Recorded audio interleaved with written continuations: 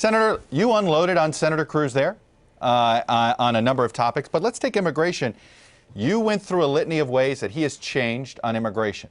Isn't it fair to say you have changed on immigration? You said you were for the comprehensive solution in the Gang of Eight, and then you said, you know what, that's something, one massive piece of legislation, it doesn't work. You thought it was time to re-examine legal immigration system in light of ISIS, and you said that recently this year. That's not something you talked about, for instance, after the Boston bombing. My point is, why are his changes on immigration worse than your changes on immigration? Well, first of all, let me say that if circumstances change or you learn something along the way, it's reasonable to say maybe a different approach will work better. So, for example, on immigration, it is clear no comprehensive solution to immigration is going to pass. But don't go around pretending that you never do. And certainly don't go around pretending and telling everyone, like Ted Cruz does, that he is the only consistent conservative running for president. The fact of the matter is that Ted has shown a propensity throughout his career in the U.S. Senate to take one position in front of one audience and then change his position in front of another. So he raises money in New York and then criticizes New York values. On the policy issues, he used to be in favor of legalizing people that are here illegally, and he said so in front of one audience.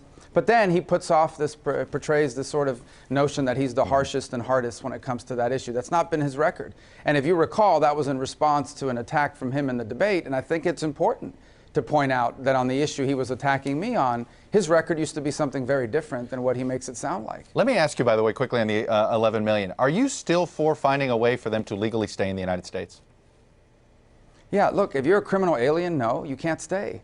If you're someone that hasn't been here for a very long time, you can't stay. Wait a minute. Define criminal alien. We have to have a reasonable solution. Define criminal alien. Isn't anybody who's here illegal? Well, okay, so not because some people argue the immigration law, yeah, right? Just, I mean, obviously, okay, but no, but I've said that before, Todd. That's been convinced. I mean, a felon, someone who's committed a crime, a non-immigration related, obviously, and that's what I've talked about in the past. So I do believe. I don't think you're going to round up and deport 12 million people. Here's what I've said, though. It is very clear now more than ever that we are not going to be able to do anything on people that are here illegally until we first prove to people that illegal immigration is under control and America is safe.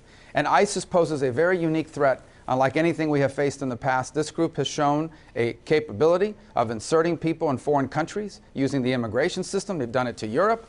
The attacker in San Bernardino entered the United States on a fiancé visa, a visa that many Americans didn't even know existed. It is a new reality, and today, first and foremost, it has to be about keeping America safe from ISIS.